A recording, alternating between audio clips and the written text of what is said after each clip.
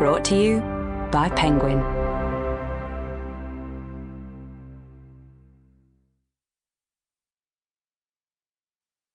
Citizen: My Life After the White House by Bill Clinton.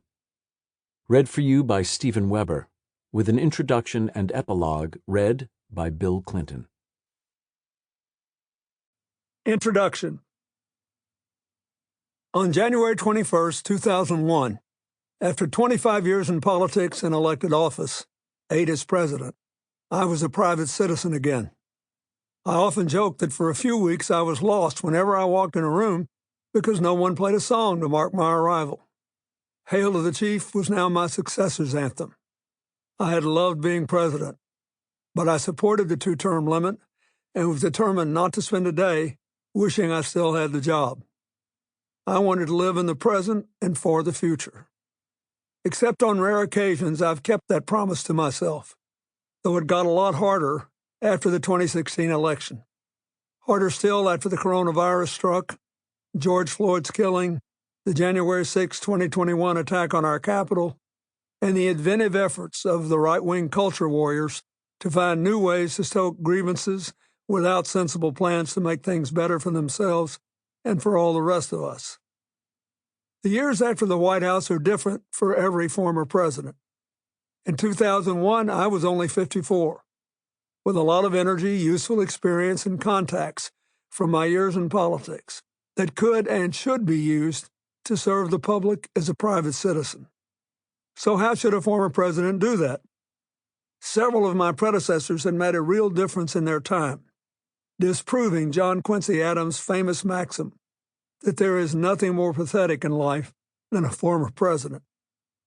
Adams himself served 16 years in Congress, 2 of them with Abraham Lincoln, where he led the fight against slavery on the floor of the House.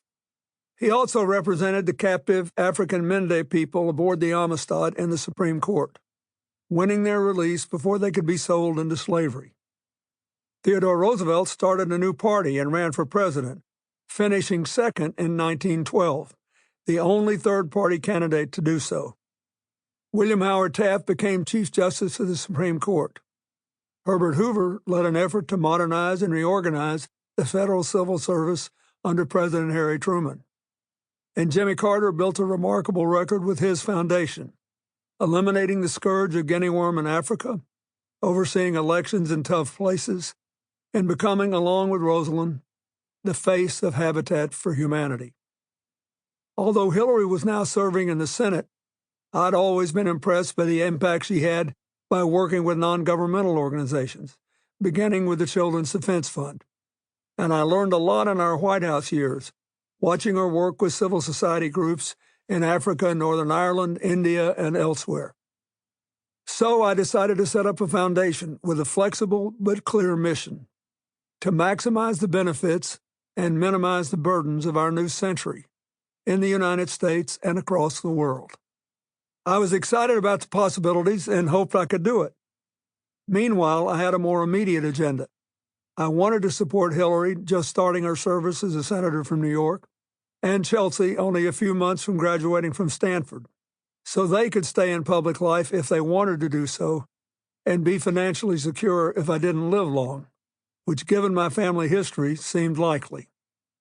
To do that and pay my substantial legal bills run up during the Whitewater investigations and the impeachment process, I had to start making money, something that had never interested me before.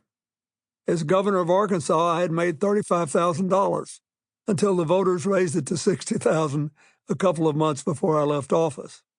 As president, I made $200,000 and paid for most of our family's expenses out of it, in large part because the job provided excellent public housing.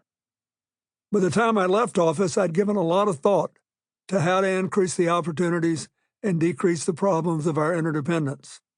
We had to create a more fairly shared prosperity, shoulder more shared responsibilities, and build more communities in which our differences are respected, but our common humanity matters more. But the America that I found myself working in had changed in many ways since I started in politics in the 1970s.